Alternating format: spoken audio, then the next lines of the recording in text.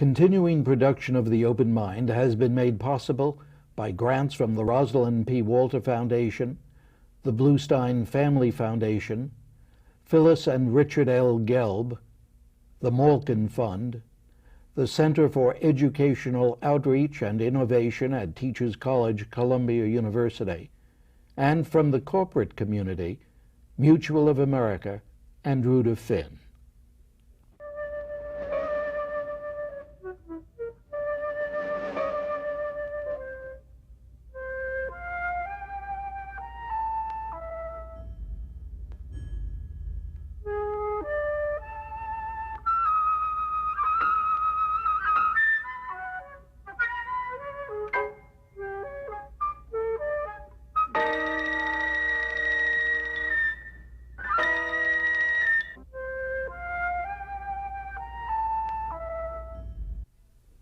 I'm Richard Heffner, your host on The Open Mind, and this is the second of our year 2004 programs with David Brooks, the newest guy on the block among the New York Times OpEd Page columnists, and along with William Safire, presumably the paper's most conservative. Well, last time we started to discuss my guest's wonderfully readable and really quite compelling new Simon & Schuster volume on Paradise Drive. And I don't want to leave it just yet, if at all. Of course, about his earlier Bobos in Paradise, the new upper class and how they got there, Bobos being bourgeoisie bohemians, Kurt Andersen had written, "The book is a pleasure," and I assure you that this one is as well. Besides, along with his twice-weekly columns in the Times, it gives us so much more to chew over. And chew I want to do, David. You and I are talking here today just before the final funeral ceremonies for Ronald Reagan.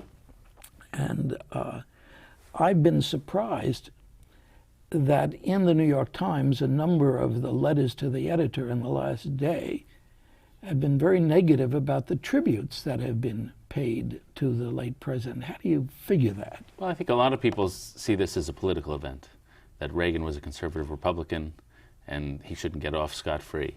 And so there is that level of the Reagan legacy, which is a political level.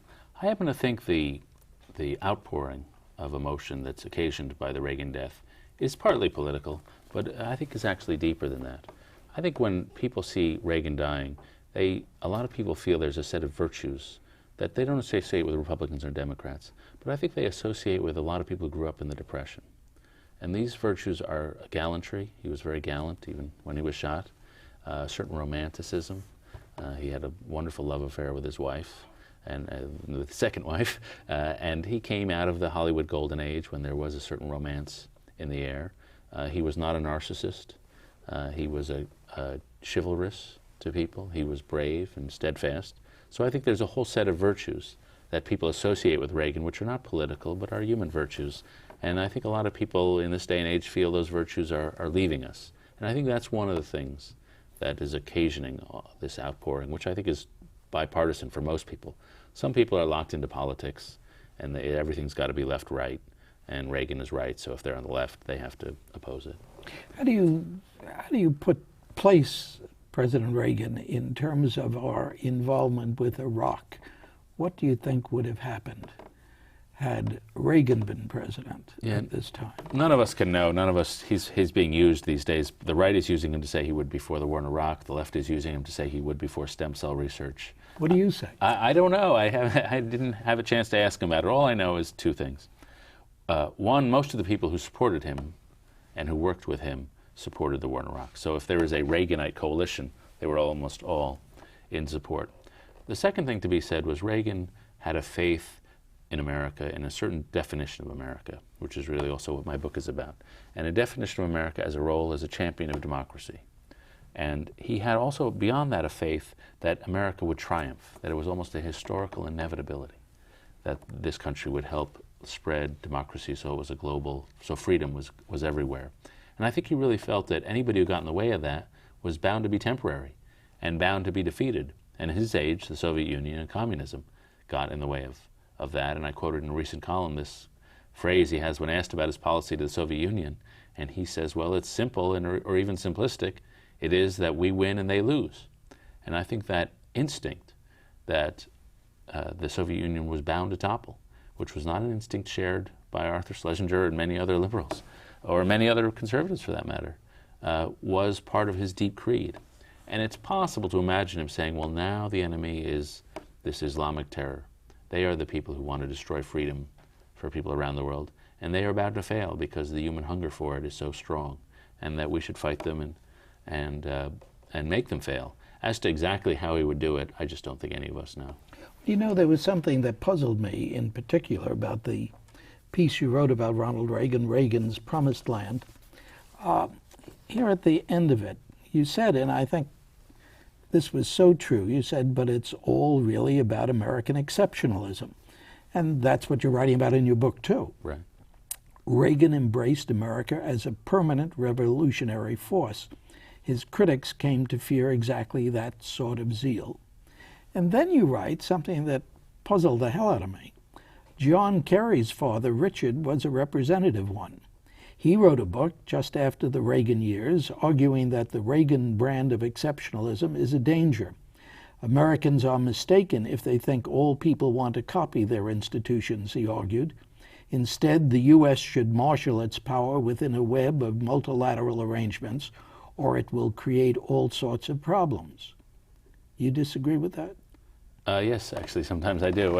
I was being nice to Richard Carey, but Richard Carey was a Foreign Service officer, very literate man, very educated man, and he wrote this book. It was published in '90, though he clearly wrote it during the Reagan period, in which he said this idea of American exceptionalism is fine domestically. I'm all for it domestically, thinking that the U.S. should be, a revolutionary nation. But when it goes abroad and when it starts acting abroad, it acts in a permanently naive way. It thinks that everybody wants democracy when they don't. It is too moralistic, and it should not worry about morality in foreign affairs. Morality should not be in foreign affairs.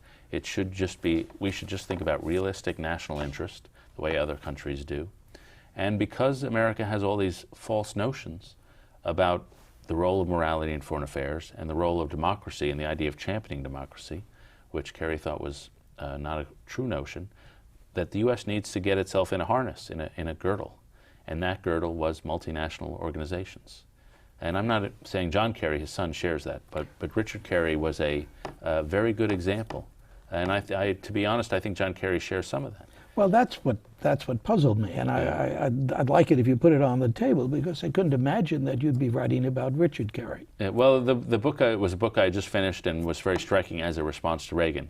But I think when you look at John Kerry's emphasis on multilateral organizations, and to me what's always struck me about Kerry and about many people who agree with him is that they're talking about the process.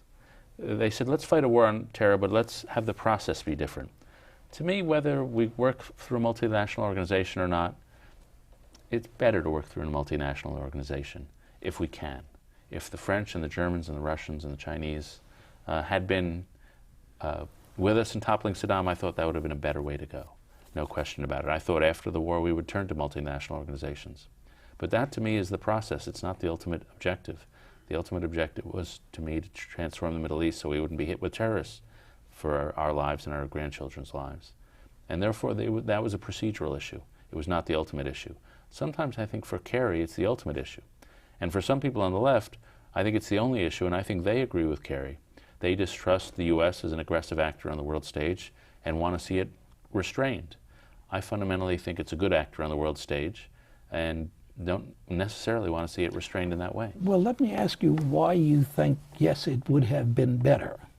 What would have been better if it had been an international effort? Well, first of all, we would have had more troops and more help. One of the big problems we made was not having enough. Second, we would have had different perspectives. We would have had more debate and challenging in the way we went about it. When you look at World War II, you see the Allies arguing about how to do things, when to invade Normandy and when not to.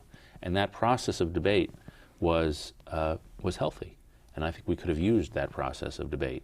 I thought we could have done it domestically if the Bush administration had reached out to the pro-war Democrats like Joe Biden, Joe Lieberman, Hillary Clinton, Evan Bayh.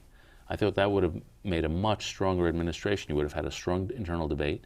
You We would have had people who believed in this process and believed in it from a different perspective. So those are two advantages. Nonetheless, I do not believe that doing multilateral is by itself a good thing. For example, as we're sitting here, the UN has just passed a resolution which may endanger the Kurds. And for its own reasons, which I don't understand, some member states in the United Nations wanted to make sure the Kurds were unhappy in the next Iraq or had fewer rights and powers. That may prompt the Kurds to secede, and who knows, by the time this aired, we could be in the midst of a civil war because of that.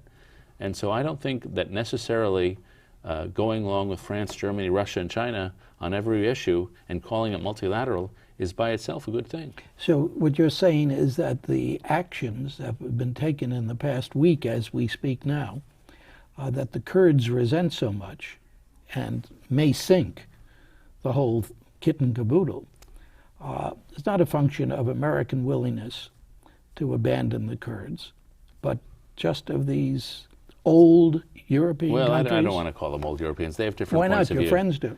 Well, they were wrong too. It was stupid to say that. I mean, all of Europe is old. You know, I don't. Well, we've noticed something. That whole distinction, that was ridiculous. But no, I mean, I'm not sometimes a huge admirer of the United Nations. You know, I'm Jewish. I would like to see the UN once condemn anti-Semitism in its long history. You know, I just think it's a group which has become dominated by tyrannies. And you've got the UN. You know, I don't need to run down the whole litany of the Sudan, the greatest human rights violator in the world on the Human Rights Commission. I don't need to run down the whole litany of what I think is mistreatment of Israel. I don't regard it as a necessarily a noble institution. I think it can be a useful institution, but as a progenitor of world government, no. As something that gives legitimacy, no, I don't think so. I think the cause gives legitimacy. You know, you've talked about Joe Lieberman, you've talked about Theodore Roosevelt, you've talked about, I won't bring Alexander Hamilton into it, too far back, but Scoop Jackson and others, almost as if you think they were people who did not embrace the necessity for international cooperation.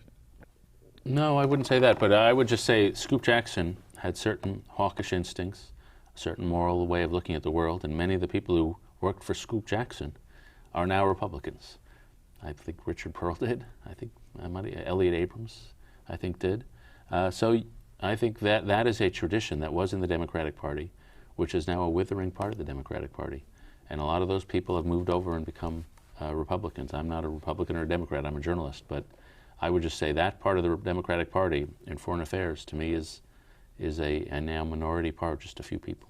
I guess my recollection of Scoop Jackson, and I knew him slightly, doesn't fit what is the acolytes who now appear in the Bush administration think. But you know, you talk about being a journalist. You're not a Democrat, you're not a Republican, you're a journalist.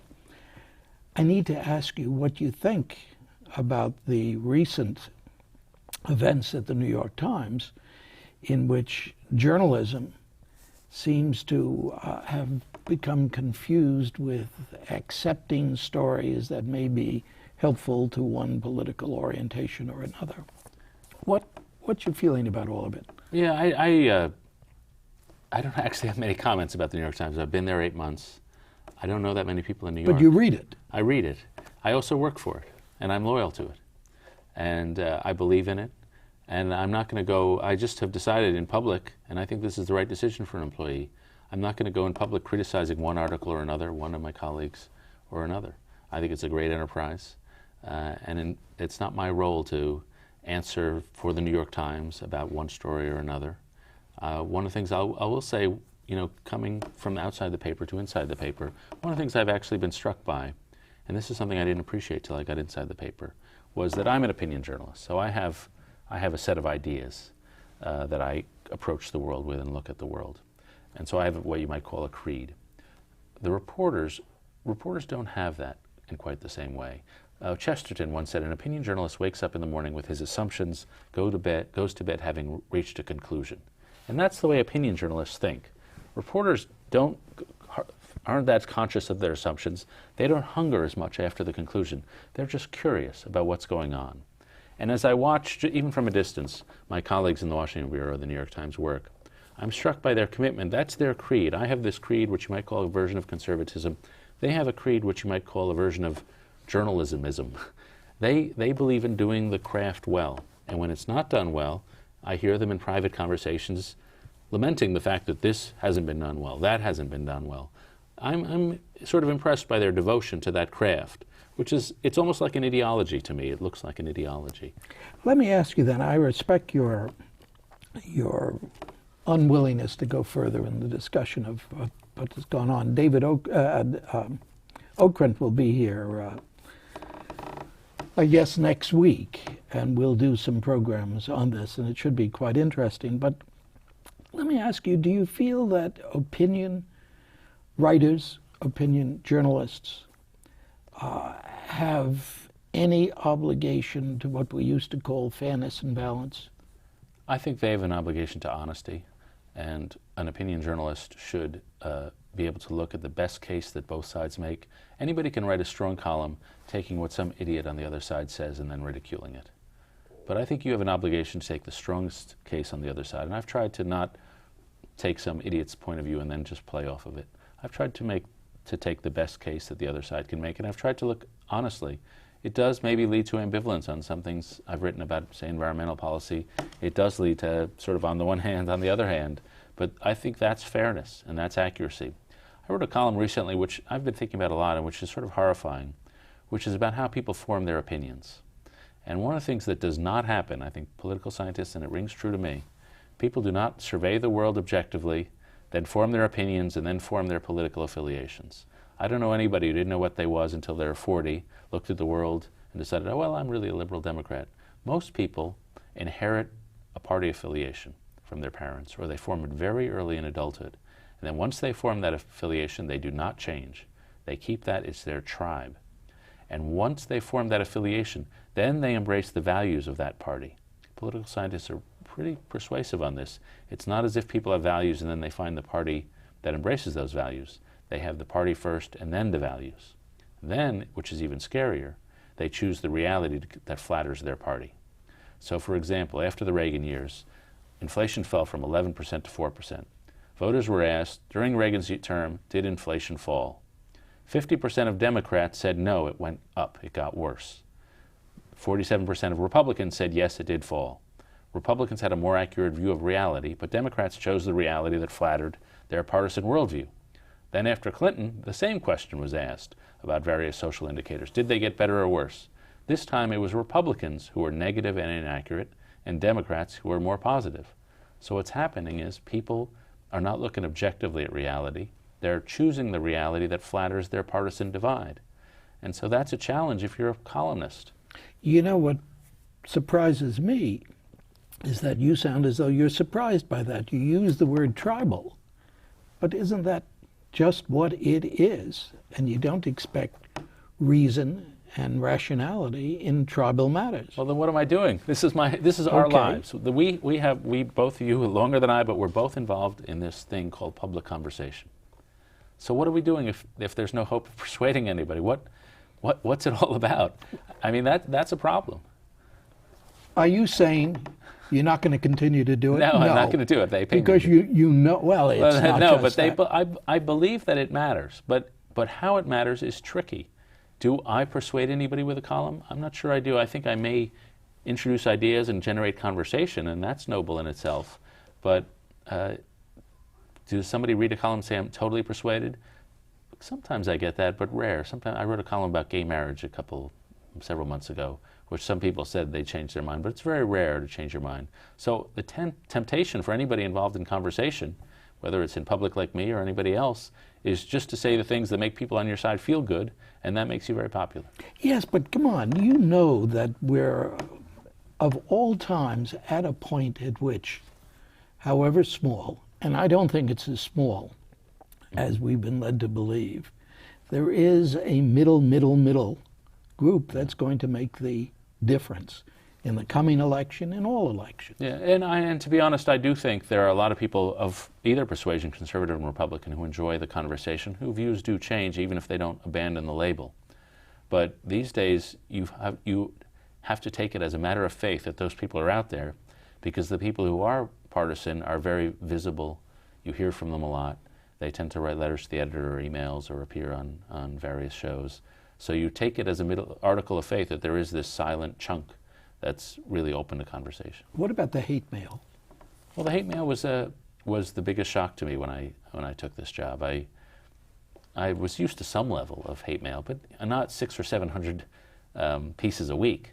And some of it, I call them the tour guides to my insecurities, because they point out things that are failings, and then they they exaggerate them. But I'm becoming a little inured to that. Someone said to me, which I think is true, you play in the big leagues, they're going to throw at your head. So it just comes with the territory. I'm lucky to have this incredible piece of journalistic real estate, and this comes with the territory. So it's taken me a little while to just develop some equanimity about it, but now I have it. But it's an unfortunate feature of life. When you were here last time, there was some exchange between the two of us about my saying that I thought, as I went back to the National Standard and was reading it to get some line on Brooks just before you started at the Times, I thought I saw a meanness of spirit that I didn't see on the NewsHour. Mm-hmm. And you said something about when you're sitting writing by yourself, particularly if you're sending it off by email, and there's no one really editing you, there's a great difference between, has that changed for you at all? Yeah, well, no, but I do. Well, one is aware when you're at the Times, you've got a bigger microphone and you can't pick on people unless they're really big. But one is, there's always that temptation that's still there sitting alone. You know, Kinsley wrote this mostly negative review of my book, and one, as an author, has a temptation just to rip him one, and just to either to send him a letter or do something, because you're really angry. But you say, no, you know, he gets his, I get my say, he gets his say. That's the way life works. So you want to pass that on by. But it is an issue. How do you use your passion without being misled by it? Because at some level, especially in these partisan times, you're sort of part of a team, they're part of a team, you want to hit that team, they're hitting you, you got to hit them. There's a dynamic there. And if you play into that dynamic, you get a lot of passion, your columns have a lot of energy, and there's a certain readability. I think you're often distorting the truth when that's the sacrifice you get for that passion. So the trick is to be passionate at the same time you're honest. And that's a hard thing to do, and sometimes you err on one side or the other, and when you're too honest, you're too wishy-washy. What about this book, this wonderful book, this very readable book on Paradise Drive? Do you think you let yourself go in that? Maybe at times. I should say, first of all, the words George Bush do not appear in the book, I think. The word Iraq certainly does not appear in the book. It's a non-political book. It's about lifestyle. And it's a book in which I'm ambivalent, but generally positive. It's also a book where I'm sometimes going for laughs. And, you know, I hate to leave what I think is a good joke on the cutting room floor. I didn't know you did. Yeah, well, I hope I threw in some jokes, and maybe some of them are sharp and biting. And in some ways, the country deserves a little jab here and there. But I don't think it's a mean-spirited book. I think it's an appreciative raillery about the way Americans live now, the Home Depots, the big box malls, the suburbs, the gaps, you know, all that stuff. It's all in there. The way we raise our kids, which I think is the most troubling thing about America these days. I think we're totally out of control in the way we pressure our kids. And there I'm more troubled, but again, I think it's a trap I'm in myself, so I'm not particularly vengeful about it. What do you mean about the kids? Well, there's been a revolution in the way we raise our children. The amount of time kids spend hanging out alone, just playing creatively, is down by about a third. The amount of time they spent in adult-structured, supervised activities is up by a third. So what's happened is we've turned them into little achievement machines. I have this character in the book called the Uber Mom, this highly successful women who take time off to make sure their kids will get into Harvard. My joke is you can tell Uber moms because they weigh less than their children. And they're sort of highly pressured childhoods going on here. You see little kids with Mozart for Babies' Mind CDs when they're in their cribs. They're going off, everybody's seen it, going off to elementary school with these 60-pound backpacks. So if the wind blows them over, they're like beetles stuck on the ground, unable to get up. And then I have a chapter about college. They've moved away from home. They're away from their pressuring parents. They don't have to worry about college admissions. So do they kick back and enjoy life? No, they kick it up a notch. they're used to this rhythm of achieving, of jumping through hoops to get to the next ladder, I'm mixing metaphors, but going up the ladder of success. And it's really become like the junior workaholics of America. That, to me, is not a way to spend your life. It's especially not a way to spend your life because we perfect these kids about everything, about their SAT scores, their baseball, their ice skating, except for about character.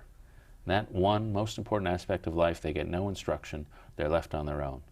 And to me, all these factors add up to a big problem. How would they get that instruction? Who is going to instruct them? Well, there were institutions that did instruct them. There still are some institutions that have theories for molding character. In the old days, the old Protestant establishment had a theory, which was you have to get toughened up. That these schools they went to, these old prep schools, were tough schools.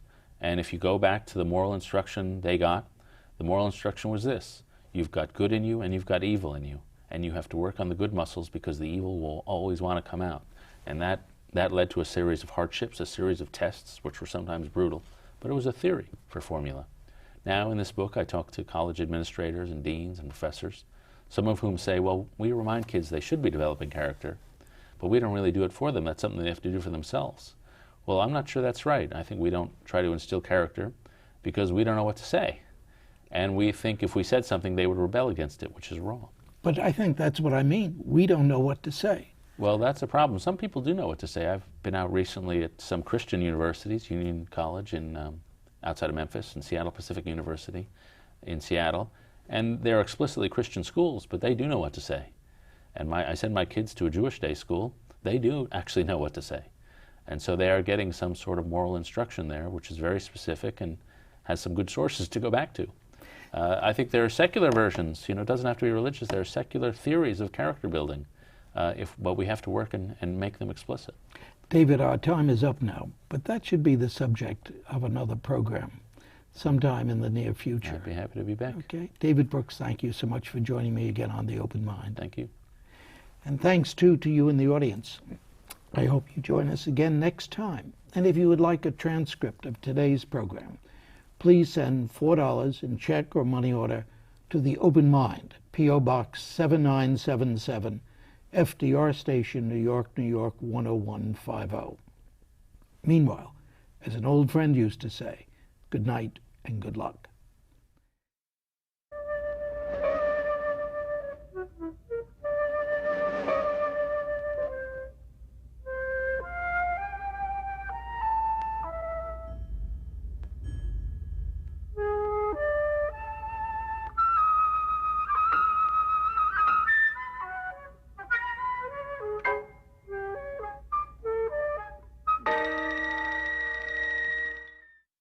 Continuing production of The Open Mind has been made possible by grants from the Rosalind P. Walter Foundation, the Bluestein Family Foundation, Phyllis and Richard L. Gelb, the Malkin Fund, the Center for Educational Outreach and Innovation at Teachers College, Columbia University, and from the corporate community, Mutual of America and Rudolph Finn.